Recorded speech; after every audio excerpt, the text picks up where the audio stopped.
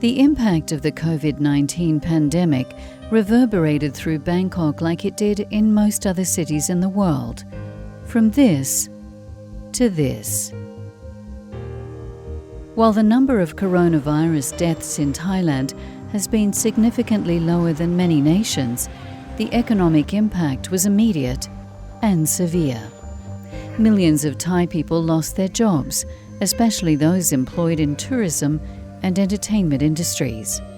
For many expats too, the results were devastating. Now I'm 2 months behind in my rent right now. American dance instructor Tim is a single dad of 2. He lost his clients and his income. He had nowhere to go and a family to feed. I wasn't actually in Thailand when everything started. I was in China, teaching dance in China, and I was feeling great because I had a great job. I was close to Thailand. I could come home and visit the boys and go back, and was making a pretty good living and loving the dance I was teaching.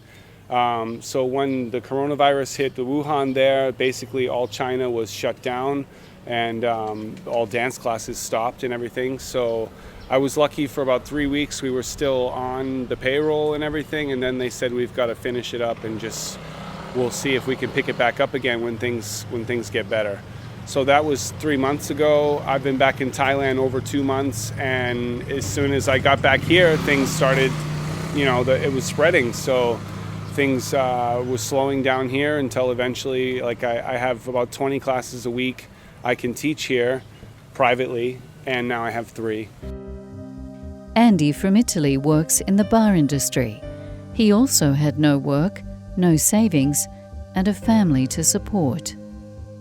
Well, basically, as soon as the virus started, also here in Thailand, many places are shutting down, and I was also working, singing around and working in some bars, and of course, without any kind of job. So at the moment, I'm struggling and I'm trying to survive.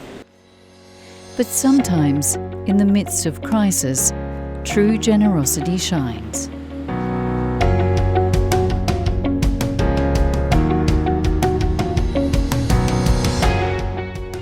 Mike Major and Steve Ross are the team behind the Bangkok Expats online business community. When they heard of the situation facing many expats in Bangkok, they founded an initiative called Helping Hands. So we started Bangkok Expats, myself and my business partner Steve, a little while ago, and we have a community of around 60,000 expats that are living or working or both in Thailand.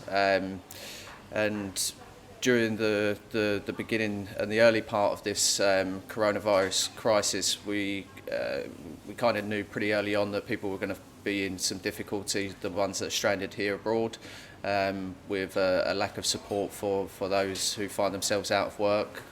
As we all know, the global economy has just stopped, so we decided to use our network to the advantage of the members and provide to them some form of assistance that they're not getting from their embassies or from Thailand itself. And we thought, well, how can we help? How can we actually, what can we do? Rather than sitting at home watching Netflix, okay, is there something that we can actually do to help our fellow expats? And really expats that are in trouble, okay? And we come up with the idea, well, obviously some of them are struggling right now, okay?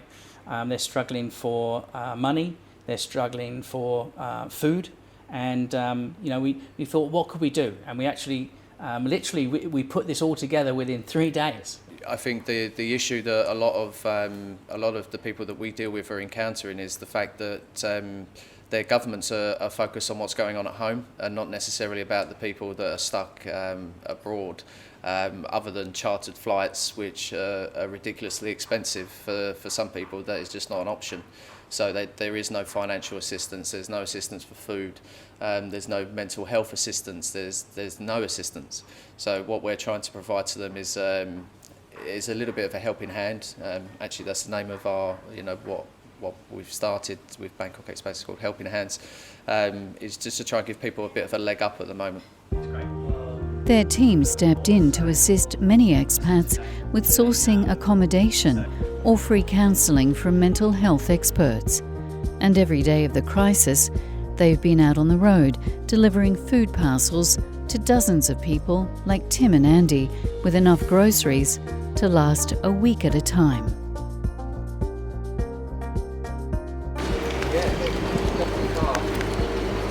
Bye, Mike. Thanks again. I'll see you next week. All right. Today's care package is going to a group of school teachers from the Philippines who are all sharing one apartment until they find out what their future holds. There's no fresh meat or anything because obviously it's difficult to store all of that, but there's plenty of food. Jinky shares a 40 square metre apartment with 5 other fellow teachers who lost their jobs and can't afford to go home to the Philippines. We are 6 all in one apartment, in one room. We shared 2 bedrooms and we shared everything because of this pandemic.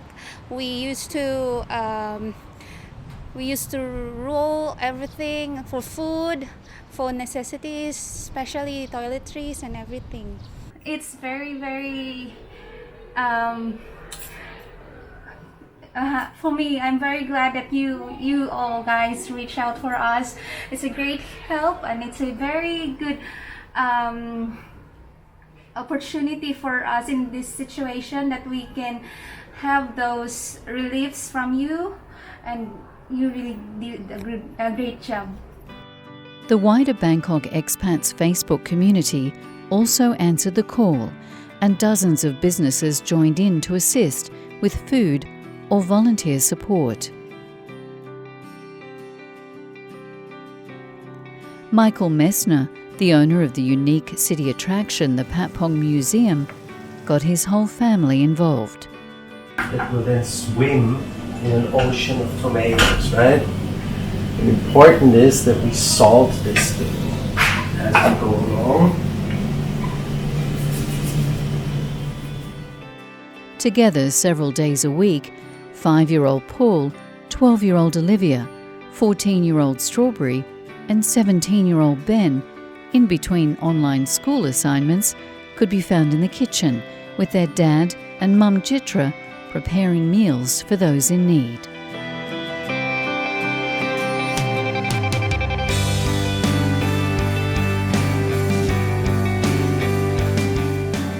I'm very happy with my family. I think it's the right thing to do. As I mentioned before, I don't think we're superheroes doing this here. Just giving a little, cooking every second, third day a small amount of dishes. It's okay. I think it's time to do something like that. Sometimes the kids joined in the efforts to hand out food in the almost deserted neighbourhood of their dad's Patpong Museum.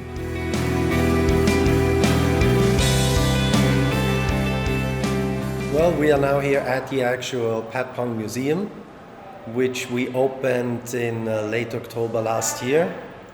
3 months into quite a successful opening, we shut the doors to support the government in its effort to contain COVID-19. It was very good to see that the Patpong community is not only a community when it's thriving and fun, but in this point of crisis, many of the restaurants, owners of bars and other venues, we kind of help together. People donate what they have. Some people donate some stock that they have left. Some people cook fresh food.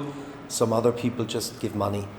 I believe this is the hardest hit we have seen here since the Second World War. We have had political fueled crisis here before, but that's always very local and rather short-lived. I think this is the strongest hit that has happened here. Yeah, it's certainly very different Patpong, isn't it, right now? Oh, we have never seen it like this. It's quite overwhelming, to be honest. Even here in Patpong, local restaurants have joined hands to reach out and supply food to those in need. Irish bars like Shenanigans and the Paddy Field stepped in to give out meals to struggling locals, like motorbike taxi and tuk-tuk drivers.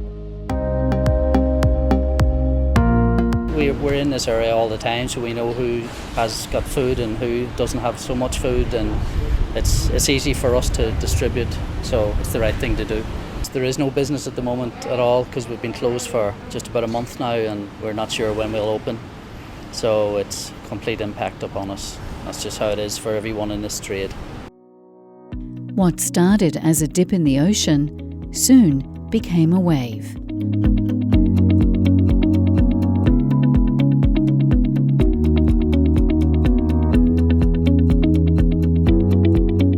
The Bangkok Expats team expanded its efforts to include daily food and water parcels to thousands of unemployed Thai people in the slums of Klong Tui and the inner streets of the city.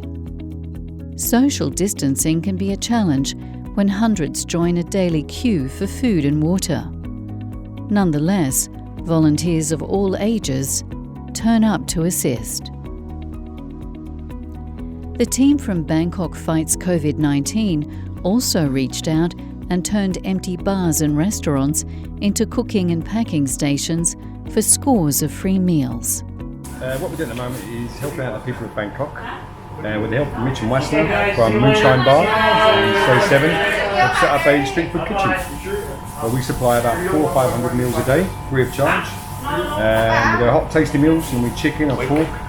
We supply packet noodles with every meal, and we give a bottle of water to every customer as well. My name is Wolf Chambor. I'm from Montreal, Canada, and I've been giving out a lot of food to very needy people who deserve it, and it feels like giving back. I've been in Thailand for 16 years and I like it very much here, and this is one way to help people, especially now in these days of need, that we can do something. The City of Angels is now slowly and cautiously coming back to life, but for many, hard times will remain for a long time to come.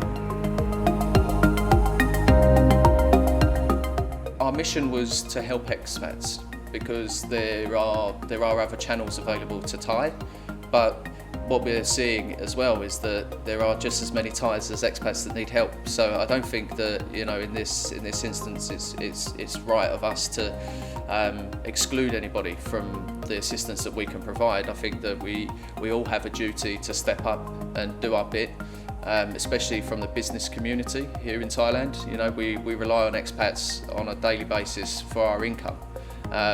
And we have done for the years that we've been here and operating here. So being in a position where we're able to give a bit back and support people the way that they've supported us over the years, I think is incredibly important. If you want to lend a helping hand, either large or small, you can visit these sites and make a difference. Thank you, Bangkok Expats.